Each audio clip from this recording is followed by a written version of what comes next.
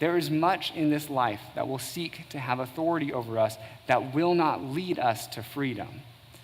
But Jesus is not one of those things.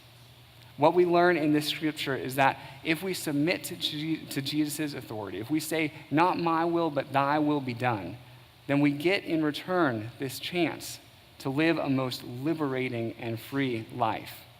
And so it got me wondering, in what ways do you recognize Jesus' authority in your life?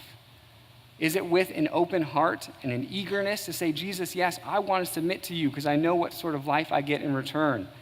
Or some mornings, is it more begrudgingly to say, I guess I will do this, God? Well, I want to remember the opening illustration with a substitute, where authority really does have to be recognized if it's going to be effective.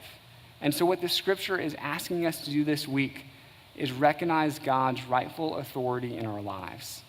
It's an authority that we don't always want to give.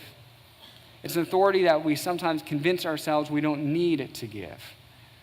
But it's the sort of relationship where if we do kneel before Jesus and say, God, I'm going to give you my whole life.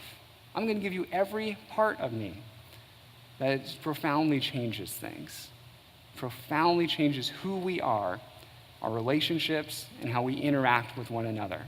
And so if you get nothing else from this story today about Jesus' authority, I hope you get this. It's to give it a chance, to try. Try to submit your life to God, and then see what sort of life you get in return. Let's pray.